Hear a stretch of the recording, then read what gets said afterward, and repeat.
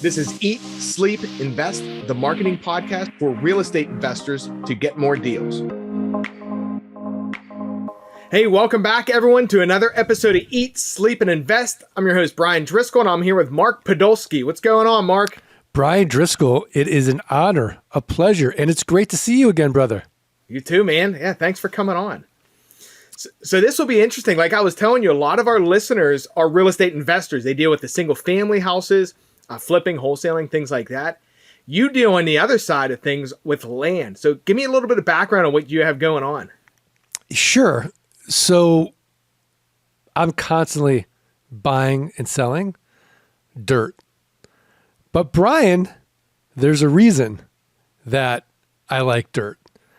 And my whole philosophy is to get out of what I call solo economic dependency, which means if I'm personally not working, I'm not making any money. So anyone with a W-2 job, freelancers, solopreneurs. And so if you, as a real estate investor, are dealing with renters, rehabs, renovations, rodents, and it feels like a job for you, then my model might be really interesting to those people. It's interesting to me because I do the same kinds of things, right? Like I'm an investor myself too. So not dealing with any of the, I remember one time, way back when we talked before too, you said, land doesn't have termites. Yeah. I mean, Bryan, if you want, let me just walk you through the model step by step.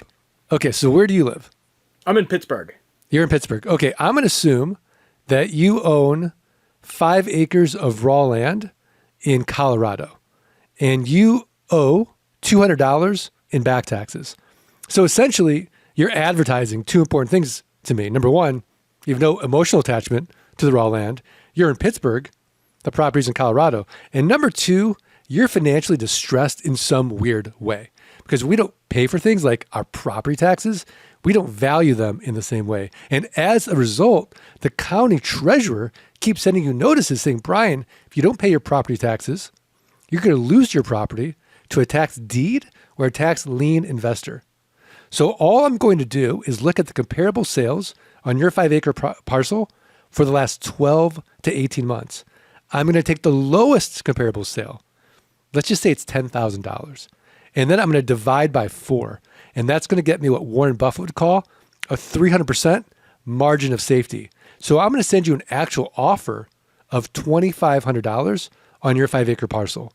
Now you accept it. Why? Because for you, $2,500 is better than nothing. In reality, 3 to 5% of people accept my quote unquote top dollar offer. But now that you've accepted it, I have to go through due diligence or in-depth research. I have to confirm you still own the property. I have to make sure that back taxes are only $200. I have to make sure there's been no breaks in the chain of title, no liens or encumbrances. So I have this whole big property checklist that I outsource to my team in Jamaica, and they are connected to an American title company. They do everything that a title company would want to do for marketing. I'm going to get plat maps, satellite maps, aerial maps, GIS maps. I'm going to get the whole chain of title and everything on my checklist. Now, if I was investing more than $5,000, I would take no title risk and I would just close traditionally through a title company. But for $2,500, I trust my team enough. And it costs about $11. So now that due diligence is complete, I'm going to buy that property from you for $2,500. You get a check for $2,300. The treasurer gets a check for $200. I owe it free and clear. And now, Bryan, I'm going to sell it 30 days or less and make it cash flow like one of your rental homes. So I have a built-in best buyer. Do you know who it is? Who's that? The neighbors. The neighbors. So I'm going to send out neighbor letters saying, hey, here's your opportunity. Protect your privacy. Protect your views. Know your neighbor. So oftentimes the neighbors will buy. Now, if they pass, I'll go to my buyers list. My buyers list passes. I'll go to a little website you may have heard of. It's called Craigslist. It's the 15th most trafficked website in the United States. I'll go to one I know you've heard of called Meta or Facebook, buy-sell groups in the marketplace. And then I just go to the lands, landmodo.com, landsofamerica.com. landandfarm.com, landflip.com, landhub.com. These are platforms where people buy and sell raw land. But Bryan, the secret is I'm going to make it irresistible to my buyer. So all I'm going to ask for is a $2,500 down payment for them to control your 5-acre parcel. And then I just make it a car payment. Let's say $297 a month for the next 84 months, 9% interest. So it's a one-time sale. I'm going to get my money out on the down payment. I could go 6 to 10 months out. And then I'm getting $297 a month and 9% interest over the next 84 months. No renters, no rehabs, no renovations, no rodents. And because I'm not dealing with a tenant, I'm exempt from Dodd-Frank, RESPA, and the SAFE Act, all this onerous real estate legislation. And then it's a simple game. Can you create enough land notes where your passive income exceeds your fixed expenses, and now you're working because you want to, not because you have to? Yeah, it's a lot of info there. You got my wheels spinning. That was one of my questions too. I was going to ask you, like, hey, who do you sell to? Like, how do you sell quickly? It makes perfect sense. Like, if I had a lot next to me and someone hit me up asking to sell it, of course I'm going to buy it because I don't know who's going to buy it and what they're going to do. Exactly. And recouping your cost right up front is awesome because you're kind of turning it into a rent. It's almost like a rental property. You're getting that passive income coming in. It's exactly like a rental property without the headaches. And I've got nothing to maintain, nothing to protect. It can't be destroyed. I had a buddy actually last week. He bought, I don't forget how big the property was. I want to say maybe 5 acres in Fort Myers. Now, remember what happened to Fort Myers with the hurricane. Yeah. He sold that property. He paid $7,000. He sold it for $45,000 on terms. Nice. So even after a hurricane and underwater, it still sells. Yeah, that's pretty cool. How'd you get into this? So if we rewind the tape to 2000, I was a miserable, micromanaged, 45-minute commute to work and back investment banker, specializing in mergers and acquisitions with private equity groups. And Bryan, it got so bad for me, I wouldn't get the Sunday blues anticipating Monday coming around, having to be back at work. I'd get the Friday blues anticipating the weekend going by really fast and having to go back to work. So my firm hires this guy, and he's telling me that as a side hustle, he's buying up raw land, pennies on the dollar at tax deed auctions. He's flipping them online, and he's making a 300% return on his money. And Bryan, I'm looking at companies all day long. And a great company, has 15% EBITDA margins or free cash flow.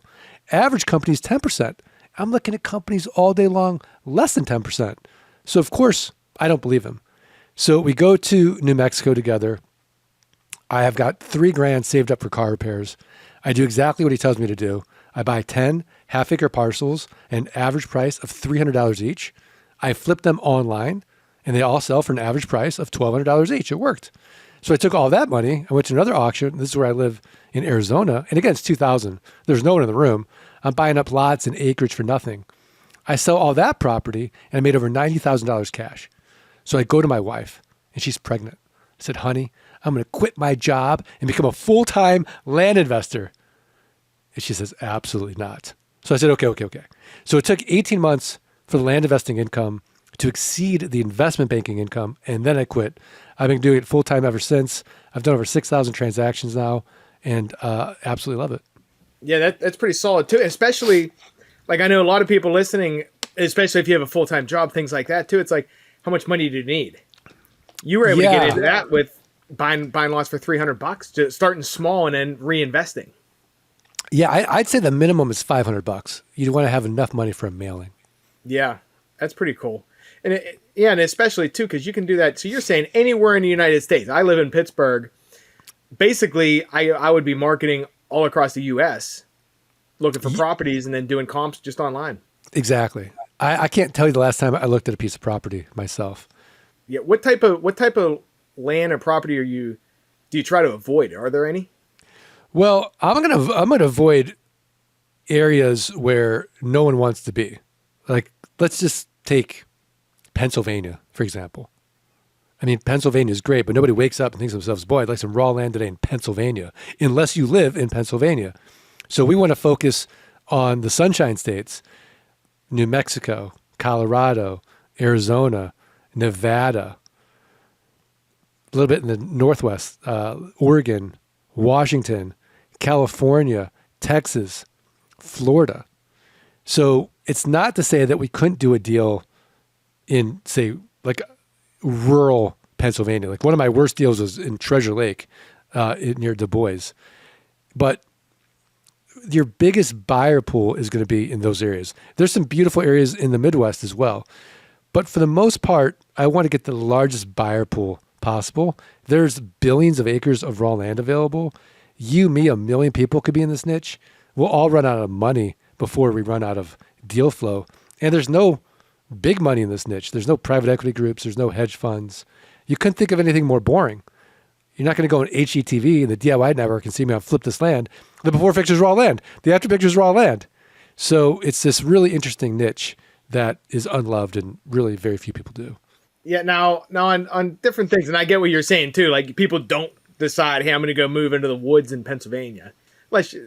So on the locations, are you looking more for lots, or are you looking for like wooded acres, or what type of things are you seeing that you have good success with? I have good success buying an asset 25 cents on the dollar. Okay, so regardless, I'm agnostic. How do you comp some of them? Like say in the middle of Pennsylvania, for example. Just say we'll talk about there. It's in the middle of the woods, so it's rural. You already know that's not a plus. And if someone wants to sell like 100-acre land, how do you even comp that? Because there's nothing. There are probably no other sales because it's the middle of the woods. Well, this is an inefficient market, so I'll make the market. It's interesting on land because I'm doing a rehab right now. It's like, okay, you got to buy the property, you got to get the contractor over, you got to get the dumpsters, all this kind of stuff. Versus you're saying, go find the land. I don't even need to go meet the people. Do everything online. You're probably using satellite and stuff to check it out, and then if the numbers make sense, I might pay $50 to somebody local to go out there, make sure no one's dumping. There's no issues with the neighbors, what the road's like, and fill out a little property report if it's an area I've never been. Yeah. Now, I say up here in Pennsylvania, we'll come back to that. We have a lot of people buying land. They want the mineral rights for the oil, the shale. Do you have a lot of people selling that want to keep the rights, and does that make the property not worth dealing with? Do you want all of the rights to it, or case by case? It's case by case. Again, if I'm buying it 25, 30 cents on the dollar, I'm making my money on the buy.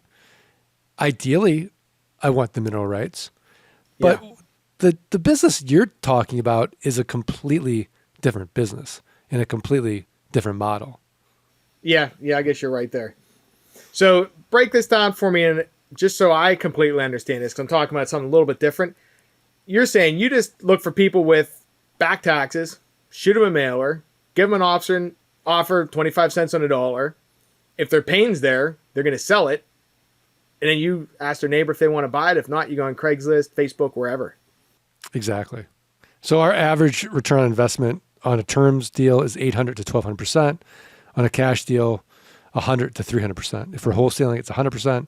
We're selling at retail, 300%. Okay, that's solid. Now, most people, like, you got to buy these cash, right? Right. So we don't use debt at all. And you can't go to a bank and get a land loan. Okay. Do you see, what's the most expensive lot you came across so far? Well, I mean, we've done $1 million deals. So we'll just go to the seller, and the seller will owner finance us. Okay. Yeah, that's pretty solid. You got my wheel spinning here. I told you, Bryan, at the beginning, I was going to make you a land investor. Yeah. Yeah, because like even me investing in rental properties, I only invest in one zip code just because I don't want to drive far for the same reason. And you're saying you don't even have to meet any of these people, so you can do it virtual anywhere. Right. So this is scalable. It can be done anywhere in the world. For example, my buddy that sold that property in Florida is living in Bali, Indonesia. So as long as you have an inexpensive computer and an internet connection, you're in business. Yeah, that's pretty cool. And then you're saying, you're turning these around roughly 30 days, like that quick? Ideally 30 days or less. Some take longer, but if it takes longer, then something has to change. At least I have a good metric to know, okay, is it my headline?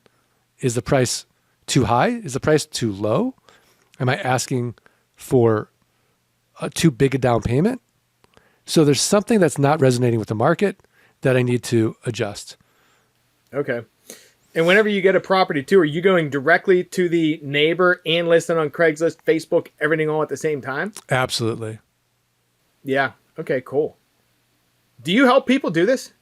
Yeah. If you go to thelandgeek.com, you can see all the ways that I can help. But I think if you're going to learn anything, it's best to do it. And so I have a free course that teaches people how to double their money, 30 days or less. And then if the model resonates with them, because let's be honest, it's not going to resonate with everybody. But if it does resonate with you, then you'll go deeper into our training and invest in yourself. So thelandgeek.com/quick deals is that free course. Thelandgeek.com/quick deals. Okay. Yeah, because a lot of people, they're going to need that guidance. What are some of the horror stories and things you've seen that go wrong that it pays to, that you need the experience, like things that you've learned in your past? It's like, okay, I'm not making that mistake again. Well, that Treasure Lake deal was no fun. So it was a beautiful community. It was gated. There were $1 million homes in there. It had 3 PGA rated golf courses, or 2 PGA rated golf courses, 3 lakes, but it had a property owners association. And so it was overdeveloped by 1,000 lots. And I went in there, and this is in 2005, and I started negotiating with the county and the property owners association because each lot had liens on them for unpaid POA fees. So I go in there, I said, look, you guys have dead money and I'm going to resurrect it. So all you have to do, deed over these properties to me while I own them. I don't pay any taxes. I don't pay any property owners association fees. I'll sell them. I'll get a new owner paying their fees and paying their taxes. I'm resurrecting your dead money and making it alive again.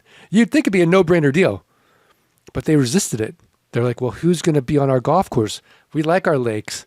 We're going to have, lines at the restaurant. So for 2 years, they fought me on this. Finally, I get the lots, $50 a lot. I start selling them. I made about $100,000. And sure enough, 2008, and you've got the Great Recession. It was the first time in business I couldn't keep my promise. I had to give back the rest of the property.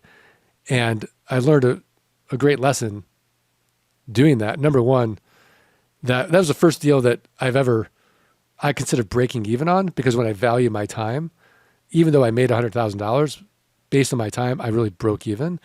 But just because I like the property doesn't mean the market is going to love that property. And they didn't want the nickel and diming of all the fees associated with it. That makes sense. Yeah, and you're right too. I see that a lot. It's like, you have to see what the market wants, because what's in your head thinking, oh, this is going to work really well, if that doesn't align with reality, like with what people want, you kind of get stuck. Yeah, you're never smarter than the market. Yeah. Now, how would you find out ahead of time that the market didn't want that? Like, is there a way? Well, if I was smart, I would have done a takedown deal. And instead of buying 1,000 lots all at once, I would have said, hey, this month I'll take down 5 lots. Let's test it small. Sell those 5 lots, buy the next 5. If they don't sell, I'll say, I tried. That makes sense. Yeah. Yeah. Way lower risk on your side. And way lower risk on my side. Yeah. Anyone wanting to get into land investing, how much time do you think they should expect in the beginning to get started? So 90% of this business is automated with software on the front end that we provide, inexpensive virtual assistants that we help you find. There's services out there, and back-end software that manages the notes that we provide. So I tell my clients they should budget a focused 2 hours a day to work in the business and learn the business. That's a focused 2 hours a day, not checking email, not getting dings and checking social media. But if you can focus for 2 hours a day in the business, it'll move the needle. Okay. Yeah, and that's not that bad either. 10 hours a week to possibly get out of a 40-hour work week that sucks into something that you can work when you want and make your own income. Absolutely. And that's my whole why, is to help those people live their best lives and work where they want, when they want, with whom they want, and move up Maslow's hierarchy of needs and self-actualization. What were you really put on this earth to do? What's your biggest purpose? But if you're spending all your time working a job and have solo economic dependency, you're too tired. You don't have the time to even explore what you want to do in life. Yeah. I'm going to ask you a question too. You might not be able to answer it, but realistically, what should the normal person out there? I know anybody getting into stuff, you're going to have the guys that crush it and the guys that suck. But a realistic expectation on income, what do you think they could expect to shoot a reasonable goal in, say, like 12 months and 24 months? Or how long of a ramp up and things like that? Like, what do you see from people you deal with? I mean, again, to your point, we see people depending on their why. So if they're hungry, we see people 12 to 18 months making $10,000 a month in passive income. We have clients over $30,000 a month, passive income, $50,000, $60,000. We also have clients who are happy at $2,000 a month with passive income. It provides them security and peace of mind. It pays maybe for vacations or a mortgage. We have other clients that are happy at $5,000 a month, retiring a spouse, so their spouse can stay home and spend more time with their kids. But it just depends on that person. We've seen people who don't have much frustration tolerance because it's a simple model, but it's not easy. They start doing it and realize this is hard and end up going on another podcast and like, screw it, ATM investing. And so they never get to the end of and pay their dues to where they need to be to build their passive income to where it exceeds their fixed expenses. Yeah, I'm glad you brought that up too, because everyone looks at, okay, I'm going to do this. It's easy. Most things that make money on a long term aren't easy. Like, you have to put in the sweat. You have to put in the work. If it was easy, most of the things that are easy that make a whole bunch of money are scams. People are trying to tell you, hey, you know what? This would just work for you, right? You still have to put in the sweat and consistency. Like, I see a lot of people, like you're saying, they don't give it enough time. It's like, I did this for a month and it didn't work. Yeah. I mean, there's that great Zig Ziglar quote. If you'll spend the next 3 to 5 years, not 3 to 5 months, the next 3 to 5 years doing what other people won't do, you'll be able to spend the rest of your life doing what other people can't do. So true. So true. Yeah. So I like it, man. So hey, tell everyone again where they can reach out to you if they want to connect. TheLandGeek.com. TheLandGeek.com. All right, perfect. Yeah, 'cause we're about out of time, but yeah, that'll be in the show notes also. Everyone listening, yeah, go check it out. These guys, Mark knows what's going on. If you're looking to get into land, he's the guy. Anything else we wanted to talk about that we missed? No, I would say if I'm listening to this and I'm skeptical, a question you might ask me is, well, if it's so great, Mark, why are you teaching other people how to do it? Aren't you creating your own competition? And when I started teaching, that's exactly what my wife asked me. So I put on my investment banker hat. And what's the first question an investment banker asks? How big is the market? And again, we have a massive market. It is boring. It is a unloved niche. It is not sexy. And to your point, Bryan, if we went to a real estate investment association meeting and there's 100 people in that room, 99 of them will be landlords, wholesalers, and flippers. You and I would be the only land guys. So there is no competition. And as much as I love what the land business has done for myself and my family, no one who's ever bought a piece of land from me has ever called me crying and say, Mark, you've changed my life with this land purchase. But helping people get out of solo economic dependency so they can spend even more time traveling, even more time giving back to their favorite charity and causes, spending even more time with their family and friends has been the most gratifying thing I've ever done professionally. And I've freed enough people where I could die in peace now professionally. Yeah, no, that's cool too. Because a lot of people do think that too. It's like, why are you doing this? Is this a gimmick? Why aren't you just going out and crushing it? And that comes back to the why. Like everybody has their own whys. Why are you doing this? And your whys will change through life too. In the beginning, your why might be, like you're saying, to retire your wife, like so she can stay home with the kids. And eventually it's going to go, once you get success, it's like we want to help other people achieve the same things that you did, you know? Exactly. Yeah, so that's really cool, man. Well, good stuff. Hey, well, thanks for coming on. Anyone who wants to reach out, they'll reach out to you. And yeah, everyone listening, get out there, crush it, and close some deals. Thanks, Mark. Thanks, Bryan.